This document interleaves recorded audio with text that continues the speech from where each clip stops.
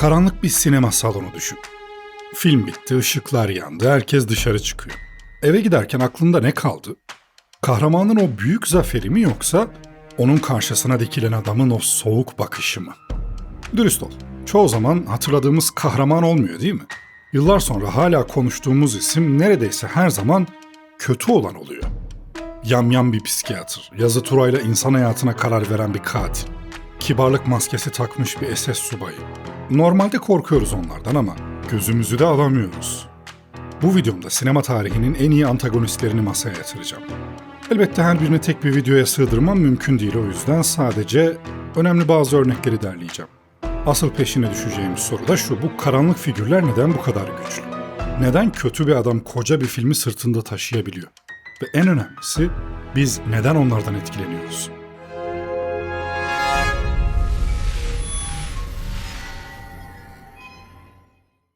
Önce şunu netleştireyim. Çünkü herkesin karıştırdığı bir şey var.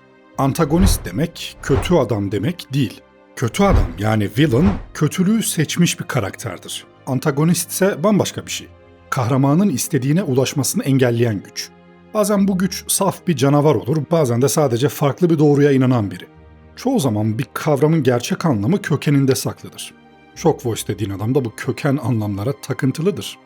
Antagonist Yunanca agon kelimesinden geliyor, yani mücadele, müsabaka. Anti önekiyle birleşince karşı mücadele eden anlamına bürünüyor. Aynı kökten protagonist de türer. Protos, yani ilk, baş mücadele eden. Kahramanla karşıtı zaten burada birbirine kitlenmiş. Biri olmadan diğeri yok. Villain ise bambaşka bir yerden geliyor. Latince villa, yani çiftlik kelimesinden türeyen villanus aslında çiftlikte çalışan köylü demekti. Soylular onu küçümsedikçe kelimenin anlamı kaymış. Önce kaba saba adam, sonra alçak, en sonunda kötü olmuş. Yani bir kelime sınıfsal bir aşağılamadan doğup yüzyıllar içinde saf kötülüğün adı haline gelmiş. O yüzden villain kelimesi benim pek benimsediğim bir kelime değildir. Antik Yunan'da Sofokles'in Antigones'ini düşün. Kral Kreon kötü bir adam değil. O sadece devletin düzenini, yasalarını korumaya çalışıyor. Ama Antigon'un tam karşısında durduğu için anlatının antagonisti o. İyi ile iyinin çarpışması da bir çatışma yaratır. Hem de en acı verici olanını. Bu yüzden iyi yazılmış bir antagonist kahramanı zorlar. Onu değişmeye iter. Hikayenin temasını derinleştirir. Çatışma olmadan hikaye de olmaz. Peki bu yapı nereden geliyor? İnsan anlatı kurmaya başladığı ilk günden beri karşısına bir karşıt güç koydu. Kutsal metinleri aç, daha en başta bir yılan var. Aden'de Havva'ya elmayı yediren, düzeni bozan ilk ayartıcı. Sonra şeytan geliyor. Işıktan düşmüş, Tanrı'ya baş kaldırmış bir melek. Dikkat et, kötülüğün en eski tasviri bile doğuştan bir canavar değil, bir zamanlar en güzel olan, en parlak olan, sonra düşen biri. Antik Mısır'da kardeşi Osiris'i parçalara ayırıp dünyaya kaos getiren Set, İskandinav mitolojisinde tanrıların yanında büyüyen, sonra Ragnarok'u, yani kıyameti başlatan Loki.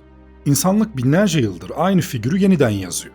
Düzene meydan okuyan, sınırı aşan, yasak olanı isteyen. Sinema bu mirası hazır buldu. Kamerayı icat ettiğimizde anlatacağımız ilk hikayenin içinde bu karşıt güç çoktan vardı. İşte perdedeki bu kötü karakterler bastırdığımız tarafların somutlaşmış hali. Onlar bizim adımıza kuralları çiğniyor. Bizim asla söyleyemeyeceğimizi söylüyor. Bizim asla yapamayacaklarımızı yapıyorlar. Salonun güvenli ışığında ya da evinin konforunda onu izlerken aslında kendi gölgeni izliyorsun bir bakıma, hem de hiçbir bedel ödemeden. Düşünsene, GTA oynarken sakin sakin arabanı sürdüğün, kimseye karışmadığın, ışıklarda durduğun anlar çok nadirdir. Ama etrafa saldırdığın, arabalara çarptığın, toplu katliamlar yaptığın zamanlar çok daha fazladır. Bunlar hep aynı nedenden oluyor. Bu bahsettiğim şeyler bir teori de değil üstelik. Michigan Üniversitesi'nde yapılan araştırmalar gösterdi ki insan zihni en korkunç karakterin bile içinde kurtarılabilir bir iyilik arıyor. Beynimiz onları tek boyutlu bir canavar olarak kabul etmek istemiyor. Daha da derine inince fMRI çalışmaları, yani beyin tarama deneyleri var. İzleyici karmaşık bir antagonisti izlerken beynin belli bölgelerinin güçlü biçimde senkronize olduğu ortaya koyuldu. Karakter ahlaki bir gri alanda durduğunda, geçmişinde bir travma taşıdığında beynimiz onu sadece yargılamıyor. Onun zihnine girip onunla bir tür duygusal çatışma yaşıyor. Yani iyi yazılmış bir kötü adamın karşısında nörolojik olarak savunmasızız. Ben de aynı acıları yaşasaydım ne olurdum sorusu kafamızda istemsizce beliriyor. Şimdi geriye dönüp bakalım. Çünkü kötülük her dönemde aynı yüzü taşımadı. Her çağ kendi korkusunu perdeye yansıttı. 1920'lerde ve 30'larda kötülük gotik bir canavardı. Nosferatu'nun upuzun tırnakları, sivri dişleri, o ölümcül solgunluğu.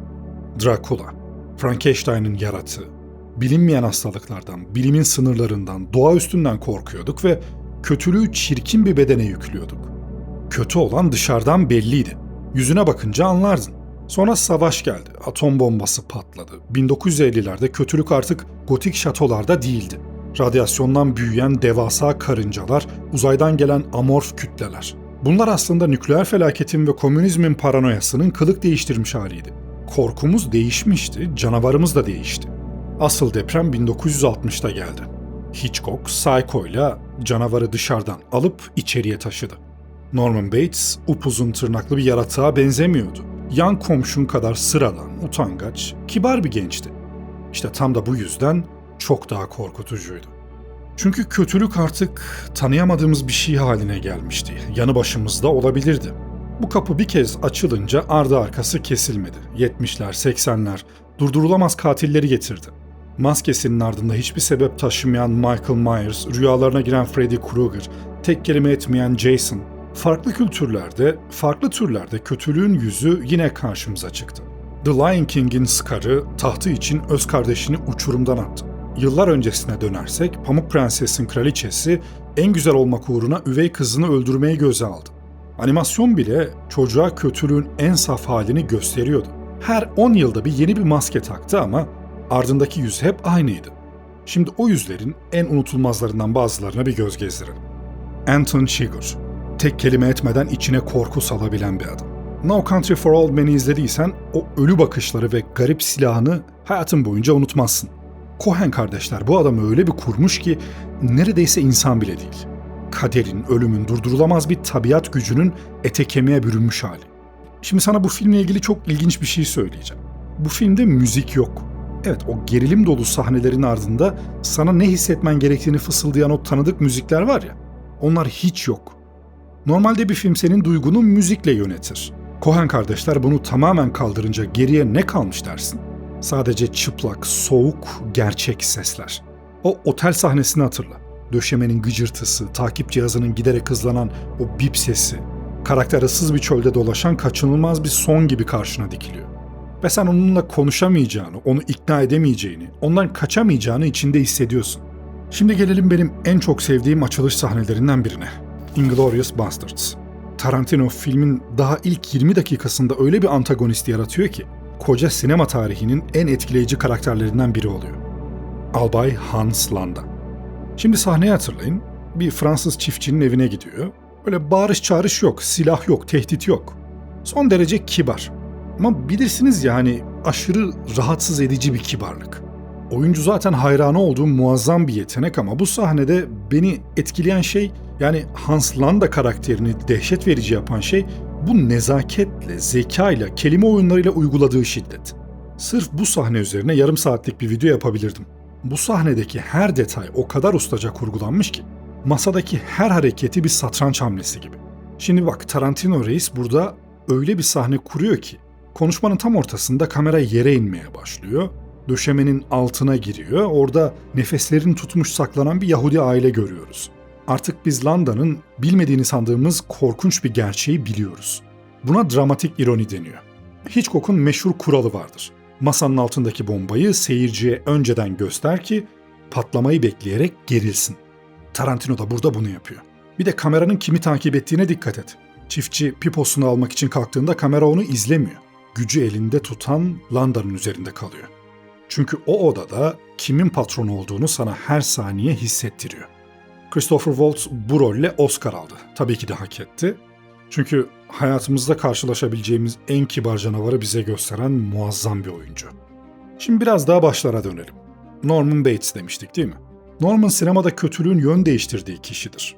Ondan önce dediğim gibi canavarlar dışarıdaydı. Vampirdi, hayaletti, uzaylıydı. Norman'la birlikte canavar içeri girdi. İnsanın kendi zihnine yerleşti. İlk bakışta zararsız görünüyor, utangaç, kibar, annesine düşkün bir motel sahibi. Ama içinde bir cehennem taşıyor. Norman'ın annesi yıllar önce ölmüş. Ama Norman bu kaybı kaldıramadığı için Annesinin kişiliğini kendi içinde diriltmiş. Annesi onun zihninde o kadar baskıcı, o kadar suçlayıcı bir sese dönüşmüş ki Norman bir kadına ilgi duyduğu anda içindeki anne devreye giriyor ve o kadını bir tehdit olarak görüp yok ediyor. O meşhur duş sahnesi Norman'ın bastırdığı her şeyin bir anda patlaması. Bir de şu detayı düşün. Norman hobi olarak kuş dolduruyor. Yani tahnitçilik yapıyor. Ölü şeyleri canlıymış gibi saklamak. Tıpkı annesini sakladığı gibi. Hitchcock hiçbir şeyi tesadüfen koymuyor. Film boyunca Norman'ın çiğneme takıntısı, o kuşlar, hepsi onun takılıp kaldığı o çocukluk yarasının işaretleri. Filmin sonunda Norman bir cümle söyler. Hepimiz bazen kendi tuzağımıza düşeriz. İşte onun hapishanesi de kendi kafasıydı. Ve oradan kimse kaçamıyor. Aslında bu aşamada aklınıza pek çok popüler antagonist karakter gelebilir ama ben size çok farklı bir karakterden bahsedeceğim şimdi. Bir animasyon filminden. Puss in Boots: The Last Wish. Böyle sempatik bir kedinin başrolde olduğu bir animasyon filminde sinema tarihinin en iyi kötü karakterlerinden birinin ne işi var diye düşünüyor olabilirsiniz şu an ama bu filmde gördüğüm kötü karakter hayatımda bir animasyon filminde gördüğüm en ciddi, en ürkütücü ve gerçekten en etkileyici antagonist olarak karşıma çıktı. Ölüm. Evet, bizzat ölümün kendisi. Bildiğim kadarıyla ölümün direkt olarak bir karakter olduğu başka hiçbir animasyon yapımı yok. Burada ölüm karşımıza beyaz kürklü bir kurt olarak çıkıyor. Kesinlikle sıradan bir kötü adam değil. Az konuşuyor, bağırmıyor, kötülük yapmak için uğraşmıyor bile. O sadece senin sonun. Hizmeli kedi son canına gelmiştir ve ölüm bunu biliyor. Ve av başlıyor. Bu filmde gerçekten pek çok açıdan benzersiz ve etkileyici anlar yaşanıyordu. İlk defa bir kahraman hayatında ilk kez gerçekten korkuyor. Gerçekten ölümle yüzleşiyor. Üstelik bir animasyon filminde ilk defa bir karakterin kanadığını görüyoruz. Bu film kesinlikle çocuklar için değil. Yaş sınırı +18 falan olmalı bence. Görünüşte bir çocuk filmi sana ölüm korkusunu, kaybetme korkusunu, hayatın bir gün biteceği gerçeğini o kadar sarsıcı ve o kadar gerçekçi biçimde gösteriyor ki etkilenmemek elde değil. Bu karakter hakkında özel bir video yapacağım. O videomda bu karakterin neden bu kadar özel olduğunu uzun uzun konuşuruz. Böyle videolarımı kaçırmamak için bildirimleri açmayı da unutma. Şimdi konumuza dönelim. Dediğim gibi bu videoda değinmediğim tonla efsane antagonist olacak elbette. Hızlıca bazılarının isimlerini geçirmiş olayım en azından. Star Wars'u şahsen ben çok sevmem ama Darth Vader'ı koymadan bu liste olmaz gibi geldi. Heath Ledger'ın Joker'ini zaten tartışmaya bile gerek yok herhalde. Aynı şekilde sinema tarihinin en havalı antagonistlerinden biri olan Ajan Smith abimiz. Schindler's List'te kötülüğün ne kadar sıradan olabileceğini gösteren Amon Goeth. Bir tane de hanım abla koyalım listeye. Bağırmadan, elini bile kaldırmadan koca bir akıl hastanesini boyunduruğu altına alan hemşire Ratched. Burunsuz kötümüz Voldemort'u da unutmayalım. Ve daha niceleri. Ama hani en iyi kim seçecek ki? Herkesin listesi farklı olacaktır. Amerikan film endüstrisi sinema otoritelerinin oylarıyla bir liste yapmış ve zirveye Hannibal Lecter koymuş. Hemen ardından Norman Bates, sonra Darth Vader geliyor. Klasik, köklü, psikolojik derinliği olan isimler ama İngiliz Empire dergisi izleyicilere sorduğunda tablo değişmiş. Orada zirvede Darth Vader var, peşinde Joker, Loki, Hans Landa gibi daha karizmatik, daha modern figürler sıralanmış. Eleştirmen ve seyirci ikisi başka şeyler söylüyor. Ama dikkat edin, iki listede de Hannibal ve Darth Vader zirvelerde. Bu karakterler otoritelerin de genel izleyicilerin de gözdeleri. Peki sizin listeleriniz nasıl?